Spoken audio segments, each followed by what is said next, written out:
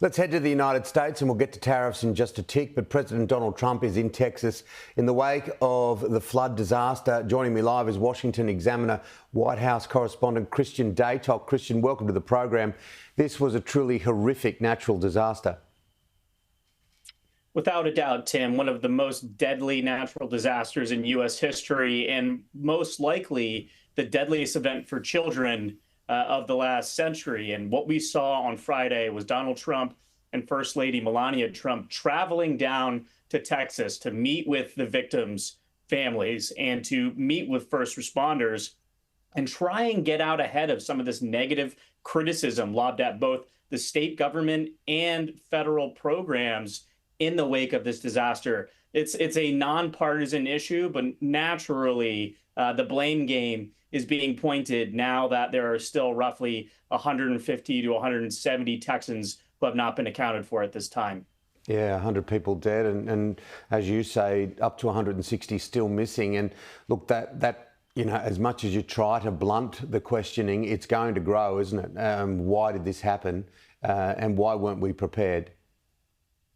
Naturally, without a doubt. And I do think in the early days, Sunday into Monday, the natural inclination of the internet and really just the American public was to blame the Trump administration. Obviously, there's been this huge focus on cuts to the federal budget at agencies like FEMA, the emergency management agency nested under DHS, and of course to atmospheric monitoring groups like NOAA or the National Weather Service.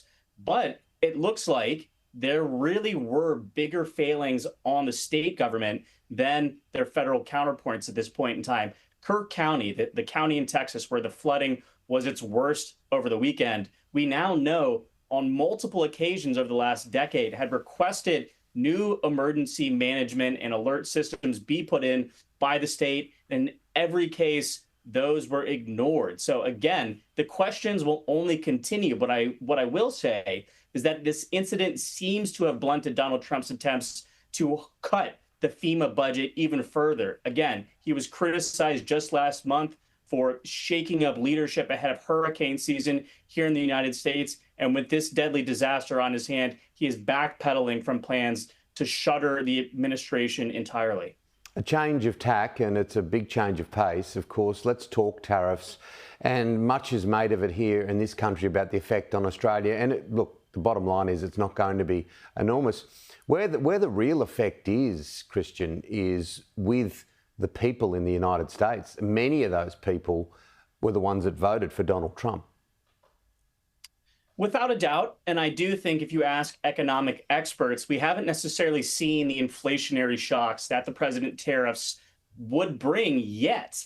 That's, primarily because he keeps kicking this thing down the line like he did earlier this week. Of course, we had this July 9th deadline. It was 90 days after the original announcement of these Liberation Day reciprocal tariff rates. But now, once again, Donald Trump has pushed this back to August. And there are some real world implications here. First and foremost, Donald Trump has been hounding Fed Chair Jerome Powell to cut interest rates ever since January. And Powell has said, we have to wait and see where the tariff rates actually end up if President Trump actually implements this entire reciprocal agenda in the first place. So because the president keeps pushing this thing down the line, we're going to see more foot dragging from the Fed when it comes to cutting inflation, when it comes to cutting interest rates to combat inflation. I think the other impact that you're seeing right now is perhaps some countries like Australia, close allies of the United States, who,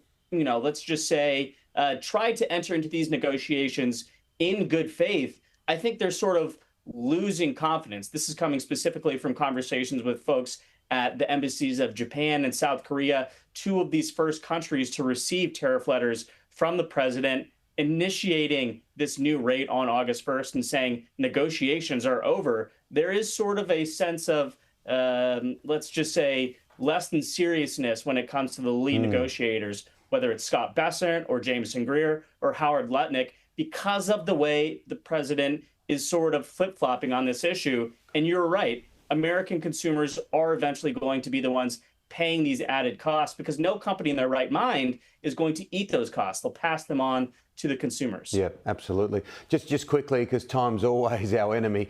Elon Musk, he's not the kind of guy that will just put something to bed and move away, is he?